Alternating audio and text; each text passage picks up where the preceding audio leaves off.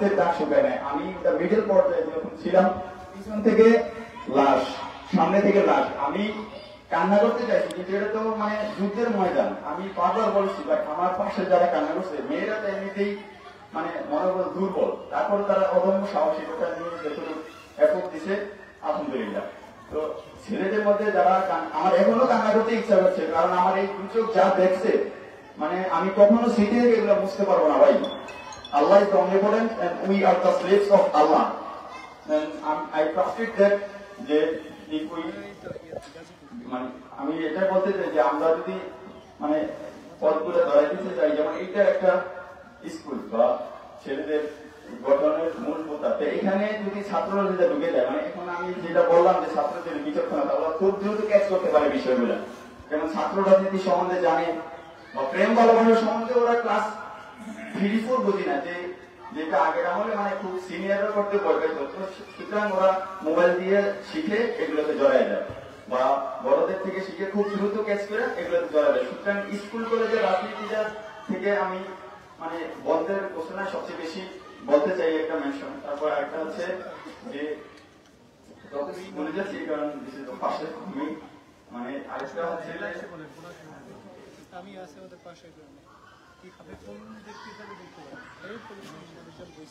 আরেকটা হচ্ছে যে মূল কথা যে ছাত্র স্কুল কলেজের ছাত্ররা কিন্তু কখনো দেশের স্বাধীনতা আনতে পারে না। 1959, 1990 and now 2024 সবসময় সাধারণ শিক্ষার্থীরা এগুলো করছে যে কোন ছাত্র লীগ পারে নাই, শিবিররা পারে নাই, ছাত্র লীগ দলেরও কেউ পারে নাই। সুতরাং ভাই আপনারা যারা বড় আছেন, আমি এটুকুই বলবো ওদের পথ দেখায় দেন, আমাকেও দেন, আমি অবশ্যই কাজ করবো। এই আমার বলার সময় নিয়ে সবাই কথা বলতে হবে। ধন্যবাদ সবাইকে।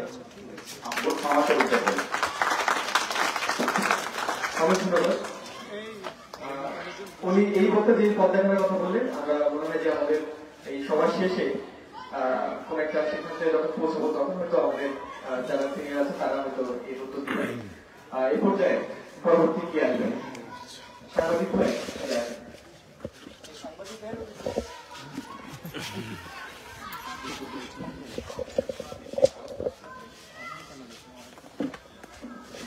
বিসমিল্লাহির রহমানির রহিম। সমস্ত প্রশংসা মহান আল্লাহ তাআলার, যিনি আমাদেরকে তৌফিক দিয়েছেন। এবং আরো বেশি আমার কাছে মনে হচ্ছে যে মহান আল্লাহ তাআলার রহমত, যে এই বৃষ্টিটা আমি ঘন আঘাত দেখছিলাম এই পাশটাতে, কিন্তু সেটাও কেটে গেছে। আমার মনে হয় যে আল্লাহ তাআলা বুঝতে পারেন, সকল কিছু বুঝেই তিনি হয়তো আমাদের জন্য এই পরিবেশটা তৈরি করে দিয়েছেন। যাই হোক, সর্বপ্রথমে বলতে চাই যে আমি একজন গণমাধ্যম কর্মী। আমাকে হয়তো বা আরো গোছালো দেখার জন্য হয়তো আপনারা প্রস্তুত ছিলেন যখন আমার পরিচয় পেয়েছেন, কিন্তু এর চেয়ে বড় বিষয় হচ্ছে আমি আসলে একজন ছাত্র বটে। এবং সব প্রথমে আমি হয়তো গোছালো ভাবে হয়তোবা কথা বলতে পারি যখন খবর প্রচার করি হয়তোবা, কিন্তু আমি এভাবে হয়তো বক্তৃতায় আমি ভাঙা বলবো, সেটা একটু বোঝার জন্য কষ্ট করে নেবেন। সবার প্রথমে স্মরণ করছি যারা এই আন্দোলনে 2024-এর তাজা রক্ত যাদের এখনো পর্যন্ত সড়কে রয়ে গেছে, যাদের ছাপ এখনো স্পষ্ট, তাদেরকে আমি গভীর শ্রদ্ধায় স্মরণ করছি।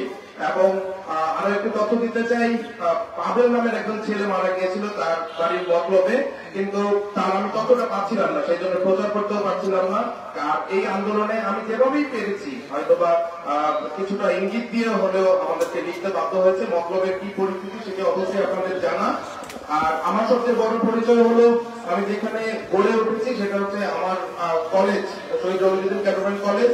এবং সেখান থেকে 2018 সালে যখন নিরাপদ সড়ক আন্দোলন হয়, সেখানকার কেন্দ্রীয় ভাবে আমরা এই যে নেতৃত্বটা সেটিতে আমরা দিয়েছি, এবং নিরাপদ সড়ক আন্দোলনের আমি সিনিয়র যুগ্ম আহ্বায়কও, এখনো পর্যন্ত যে কমিটিটা রয়েছে সেখানকারও তখন থেকে। আর আমার ভাইরা যারা আছেন, আমার মনে হয় যে আমি যাদের কাছ থেকে শিখেছি তারা হচ্ছে 2018 সালে যারা নিরাপদ গঠিত কোটা সংস্কার আন্দোলন করেছিলেন, তাদের কাছ থেকে রাস্তায় নামা শিখেছি। আর সাধারণ মানুষ রাস্তায় নামা শিখেছে আমার মনে হয় 2018 সালে যখন নিরাপদ সড়ক আন্দোলন হয়।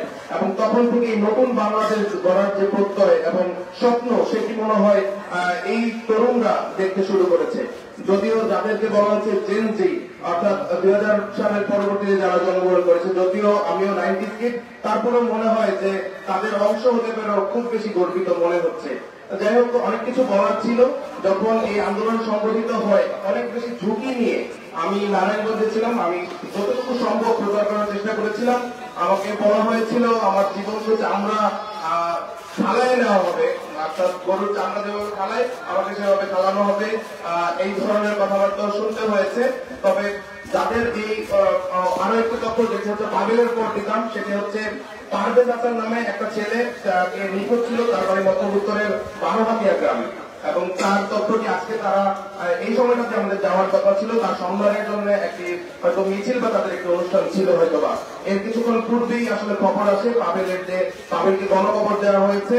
পাবেলের যে ছবিটি ছিল এবং তার নাম তো দেখা যাচ্ছিল, ছবি দেখে একদম নিশ্চিত করেছে ঢাকা মেডিকেল কলেজে আমাদের কিছু গণমাধ্যম কর্মী ভাইরা ছিল, তারা এই তথ্যগুলো আসলে সংগ্রহ করেছে ছবি সহ। সেই ছবি থেকে পাবেলের দুঃখিত পারভেজের যে গণকবরে তাকে আসলে কবর দেওয়া হচ্ছে সেই তথ্যটি জানতে পেরেছি। আমি আসলে একেবারেই মনোবল আমার ভাঙা। আমার মনে হয় না 17 জুলাইয়ের পর থেকে 3 ঘন্টা যদি ঘুমিয়ে থাকে সেটা আমার মিথ্যা কথা হবে। এবং আমি এখনো পর্যন্ত আমার নিচ থেকে উপরে দেখতে বুঝলেন যে আমি একটু ময়লা প্যান্ট এখনো পরে আছি। আমি এই কয়েকদিনে আমি একটা প্যান্ট ধোয়ার পর্যন্ত সময় পাই না, আমার কোনো কাপড় টাপড় ধোয়ার পর্যন্ত আমি সময় পাই। আমি চেষ্টা করেছি, হয়তো আল্লাহ তাআলা ভালো জানেন। বৃষ্টির মতো আমার মনে হয় কি থেমে যাওয়া উচিত কিনা। আচ্ছা, যাই হোক, আমার মনে হয় যে সমস্ত কৃতিত্ব এবং আমরা যারা আছি, আর আমি খুব খুঁজছিলাম যে আমার একজন সমমনা কেউ হোক বা কেউ আসুক। আমার কাছে খুব একা একা মনে হচ্ছিল যে হয়তো আমরা 2-4 জন আছি। কিন্তু আজকে যখন সেনাবাহিনীর যে দায়িত্বপ্রাপ্ত কর্মকর্তা মতলব উত্তর উপজেলা পরিষদেও একজন শান্তি শৃঙ্খলা মিটিং হয়েছে, সেখানে আমি একজন খুব করে খুঁজছিলাম, একজন সেনাবাহিনীর যিনি কর্মকর্তা তিনি খুঁজছিলেন উপজেলা নির্বাহী অফিসার সহ যে বৈষম্য বিরোধী ছাত্র আন্দোলনের কেউ আছে কিনা মতলবে। হয়তো সেই তথ্যটি আপনাদের কাছে পর্যন্ত পৌঁছায়নি, সেজন্য আমার কাছে যেহেতু আমি একজন গণমাধ্যম কর্মী করে গিয়েছিলাম, সেজন্য আমি হয়তো বলতে পারিনি। আর যাই হোক, আমার মনে হয় যে এই যারা আছেন, যারা শুনতে পাচ্ছেন, আমার মনে হয় যে তাদের মাধ্যমে পরিবর্তন প্রয়োজন। এবং এখান থেকে যেই মেসেজটা যারা জানতে চেয়েছিলেন, আমার মনে হয় প্রতিটা মানুষ জানেন যে কে কোথায় আক্রমণ করছে। আপনার যে জায়গাটা থেকে আক্রমণ হচ্ছে, প্রয়োজনে মকর সংবাদ বাংলায় সার্চ করবেন, সেখানে তথ্যটা দিবেন কে আক্রমণ করছে। আপনি শুধু নামটা দিবেন, আমি নাম সহ প্রকাশ করবো। আপনাদেরকে ধন্যবাদ।